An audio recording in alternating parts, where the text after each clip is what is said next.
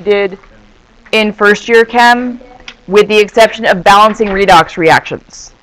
Balancing redox reactions works a little bit differently. So we're going to look at that. Alright. Yep, the good old oil rig. Alright, guys. So, yes, you should remember good old oil rig. Oxidation is loss of electrons, reduction is gaining electrons. Oxidation number, remember, is mostly charged. The time to discuss this. Oxidation is mostly charged. Some of them work a little bit differently, and we're going to review oxidation numbers. But we're not going to do quest on that. I don't know. I don't think we're going to do quest on that yet. All right. So, things you need to remember about assigning oxidation numbers. This is stuff you just have to memorize.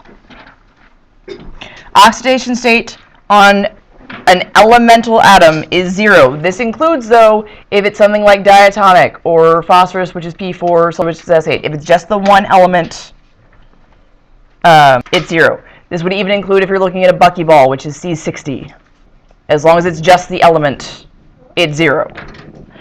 Oxidation state of monatomic ions are same as charge. So if I've got something from group 2 in a compound, what's the oxidation number have to be? 2. What kind of 2? Plus 2. Make sure you give signs. Alright, fluorine is always -1. Oxygen is -2 if it's covalent, unless it's a peroxide. And that was a really funky place. Guys, if you don't feel like you need this, that's fine, but you cannot be chatting and giggling. I do not have a lot of patience for that this morning. So peroxides are going to be a -1. Peroxides do not show up terribly often. Keep in mind these rules need to be followed in order. So the other exception to oxygen being -2 is if it's with F, because the -1 rule for fluorine is higher. So if fluorine's involved, assign your fluorine first, then deal with your oxygen. Hydrogen's +1 in covalent compounds. If it's in a hydride with a metal, it's a -1. The metal hydrides aren't going to show up often. But again, the monatomic ions show up earlier, so you assign your metal first and then deal with your hydrogen. And the big one that you've got to watch out for, some has to be 0 if it's neutral, some has to be the charge of the polyatomic ion if it's in a polyatomic ion. So this is, it doesn't fit in one of my earlier rules, so then I'm going to have to do some math. Move that out of the way.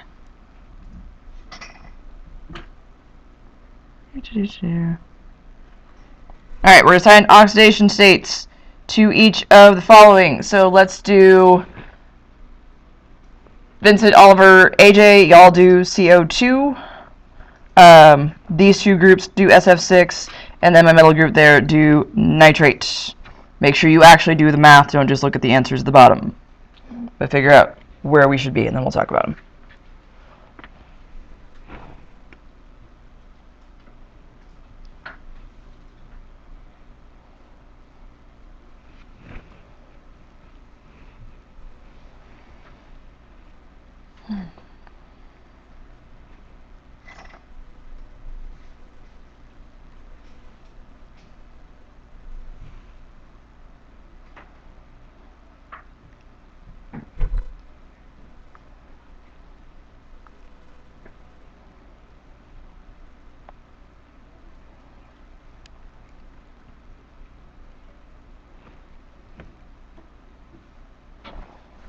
Alright, one of my folks who need to do CO2. Which rule do we need to apply first? What's the highest thing on the list?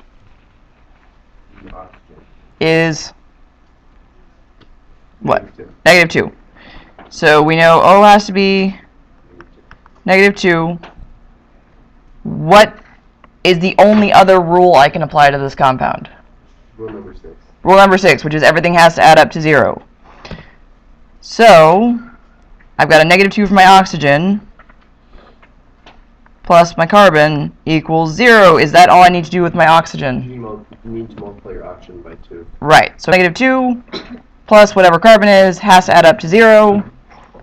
So my carbon has to be 4. Okay.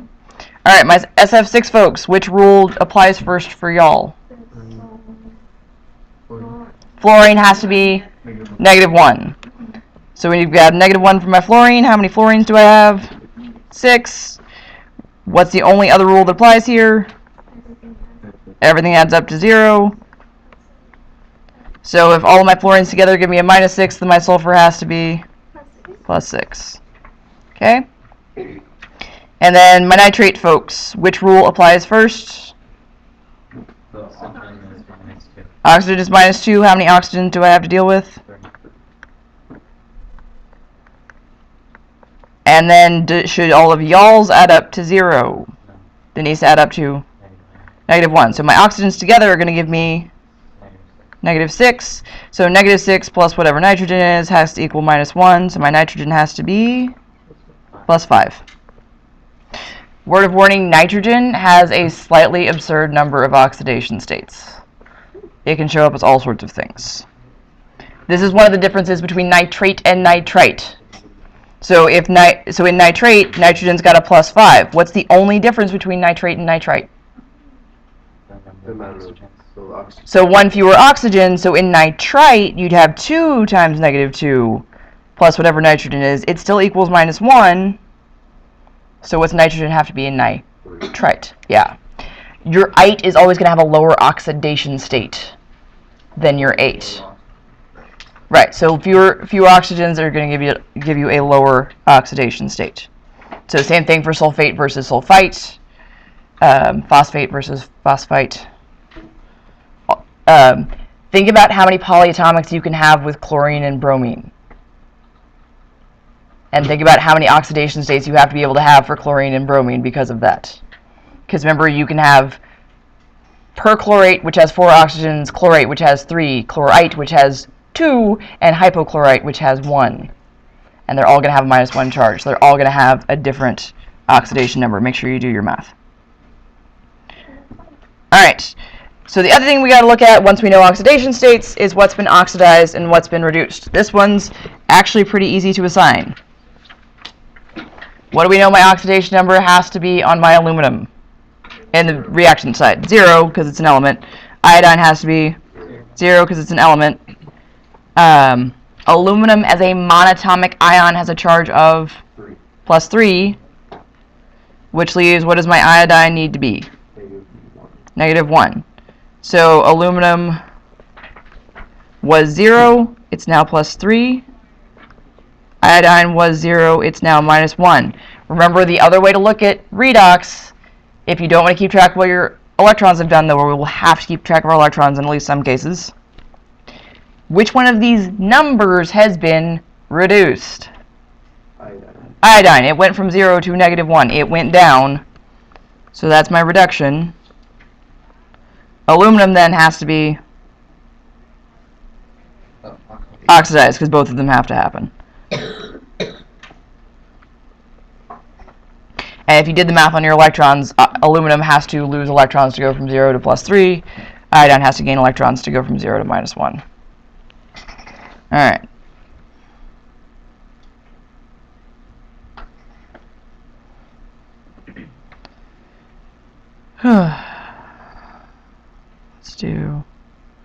Let's go ahead and do this one. All right, so lead. In this top reaction, what's going to be the easiest thing to assign? Oxygen starts as 0 and goes to negative 2 for both. Now it gets a little more complicated. What does sulfur usually have as an ion? Well, as an ion.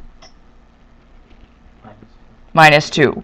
In this case, it's a binary ionic, so it's going to have minus 2.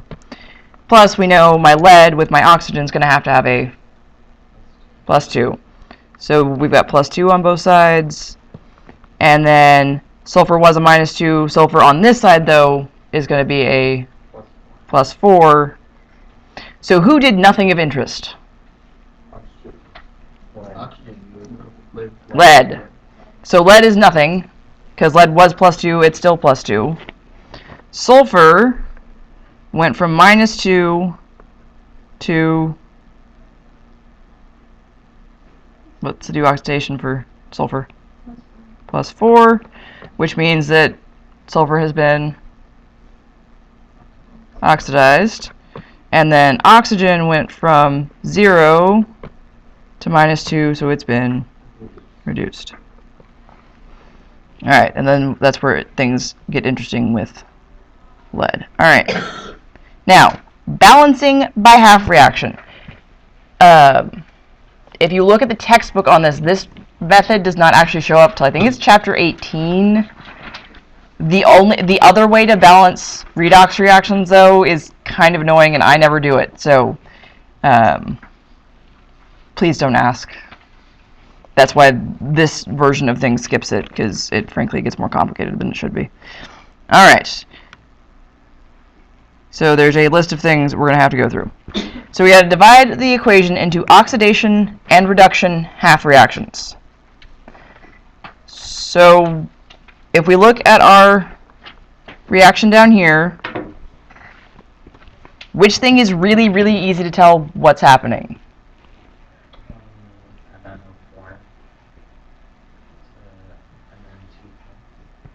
Well, that's going to be one of our half reactions, but can we tell just by looking at whether that's oxidation or reduction? Well, for iron, you can. We can tell really easily that iron is being oxidized. So our oxidation half reaction is going to be Fe2+ goes to Fe3+, and that means by elimination the manganese half has to be reduced.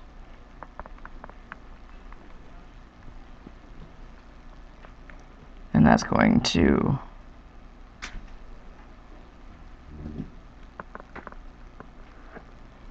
okay. So let's go with our iron side because it's a little easier. If it's oxidized, well, before we do oxidized, do I need to do anything to balance atoms? Because that's step 2 on the iron side. No, because I've got an iron on each side. That part's fine. I don't have hydrogens, I don't have oxygen, so I can skip 3 and 4. Now I need to balance the charge by adding electrons. If it's oxidation, which side should get the electrons? Are my electrons going to be a reactant or a product? Product. How many electrons do I need to add to make this work out? 1.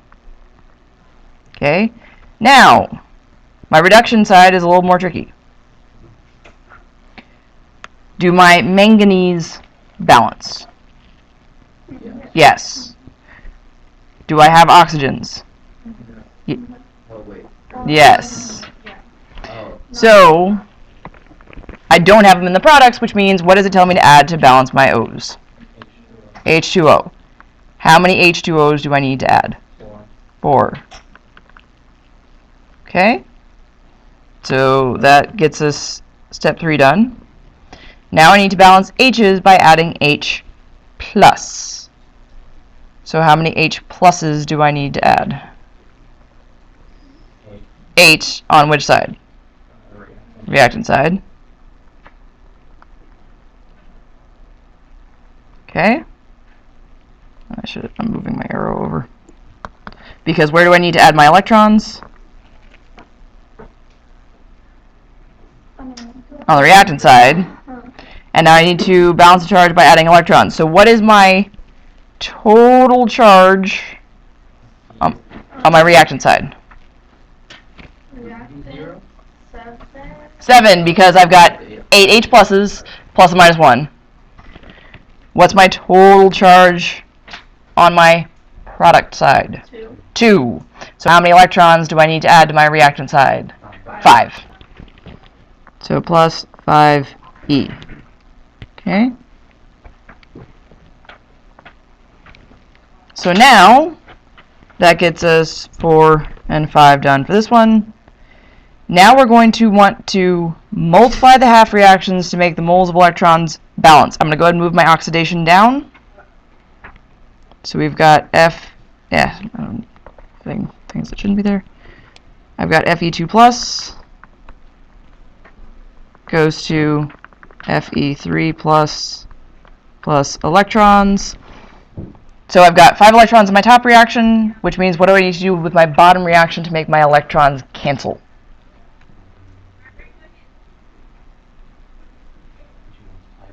Multiply by 5. So I multiply this whole reaction by 5, and then we're going to add them together. So top reaction, I've got 8H plus MnO4 minus. What happens to my electrons? They cancel out because I've got 5 electrons here and 5 electrons here. Those go away. And then in my bottom reaction, how many Fe2 pluses will I have? 5. Okay. And then top reaction, we've still got Mn2 plus 4H2O plus how many Fe's? 5.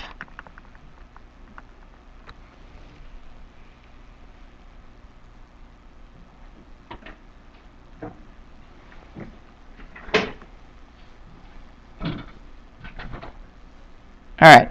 The only other thing that's going to show up sometimes,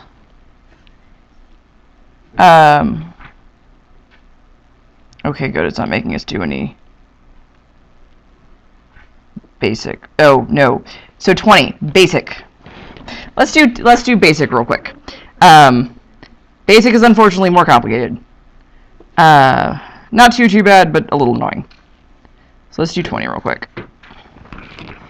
So same beginning applies. We got to break this down into oxidation and reduction.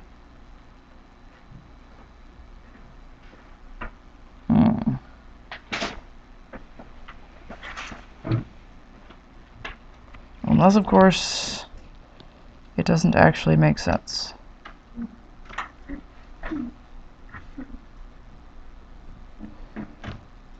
Because what's the problem with the way this is written right now? There's no oxygen on our product side. And something has to be happening with oxygen, because is any part of cyanide being oxidized or reduced in this reaction? No. We're going to come back to that one.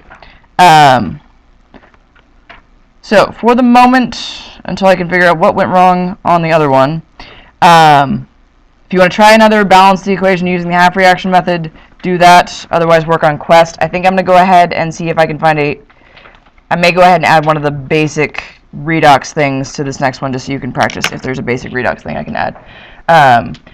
I have pushed back the redox titration to the beginning of next week since there is very little redox on this test. I'd rather give you guys a little more time to work. So we've got Quest until the end of class, where we don't have flex time today. Tomorrow we are going to do some AP short answer worksheet practice. And you guys owe me a lab, so you can work on that as well. The lab's